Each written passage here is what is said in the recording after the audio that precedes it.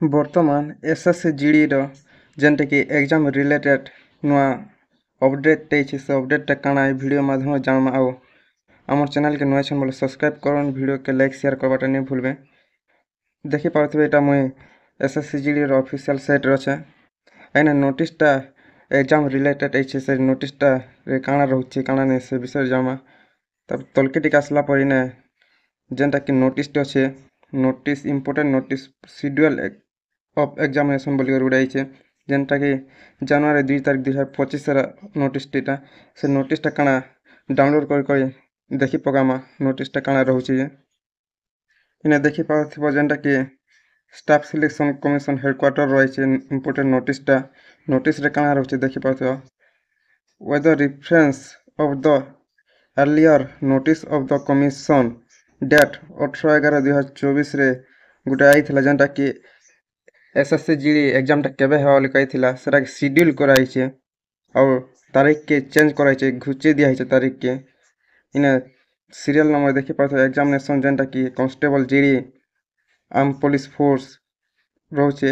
ଇଟା schedule examination ଯେନ୍ମାନେ 2024ରେ ଯେନ୍ ରିସେଣ୍ଟ ବାହାରିଥିଲା SSGD ସେଥିରେ ଯେନ୍ମାନେ ବି ଆପ୍ଲାଏ କରିଛନ୍ ବୋଲେ ସେମାନଙ୍କର ଲାଗି ଇମ୍ପୋର୍ଟାଣ୍ଟ ଭିଡ଼ିଓଟା ଇଟା ଦେଖିପାରୁଥିବ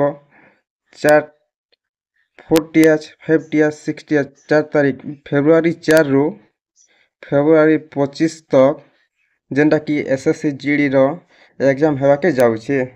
ଅନଲାଇନ୍ ଏକ୍ଜାମ୍ଟା ଯେନ୍ମାନେ ବି SSGD 2024 ରିସେଣ୍ଟ ପକେଇଛନ୍ ବୋଲେ ସେମାନଙ୍କର ଲାଗି ଭିଡ଼ିଓଟା ଖାସ୍ করে ସେମାନେ 4 ତାରିଖରୁ SSGDର ଏକ୍ଜାମ୍ ହେବାକେ ଯାଉଛେ।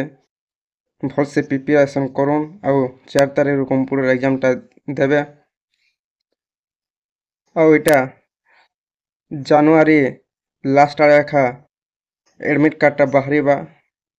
କେବେ ଏଡ଼ମିଟ୍ କାର୍ଡ଼ଟା ବାହାରିବା, ସେ ଏଡ଼ମିଟ୍ କାର୍ଡ଼ ବାହାରିଲା ବେଲେ ଭିଡ଼ିଓଟା ଆନମି, ସେ ଭିଡ଼ିଓରେ କେମିତି କରି ଏଡ଼ମିଟ୍ କାର୍ଡ଼ ଡାଉନଲୋଡ଼ କରି ସେଟା ବି ବତାମି। ଆଉ ଇନେ ନୋଟିସ୍ରେ ବର୍ତ୍ତମାନ ଯେନ୍ଟାକି GDର ଫେବୃଆରୀ 4 ତାରିଖରୁ ଫେବୃଆରୀ 25 ତକ୍ SSGDର ଏକ୍ଜାମ୍ ହେବାକେ ଯାଉଛେ। ଯେନ୍ମାନେ ପକେଇଥିଲ ବୋଲେ ସେମାନେ ନୋଟିସ୍ଟା ଦେଖି ପକ। ଆଉ ଇ ନୋଟିସ୍ଟା ଟେଲିଗ୍ରାମ ଗ୍ରୁପ୍ରେ ଦେଇଦେମି, ଭିଡ଼ିଓରେ ଡିସ୍କ୍ରିପ୍ସନ୍ରେ ଟେଲିଗ୍ରାମ ଅଛେ, ତାକେ ଜଏନ୍ କରି ନୋଟିସ୍ଟା ପାଇଯିବ। ଭିଡ଼ିଓକେ ଲାଇକ୍ ସେୟାର କରବାଟା नहीं भूलवा। ई प्रकार अपडेट ଆମ ଚ୍ୟାନେଲ୍ ସବୁବେଲେ ମିଲୁଥିବା।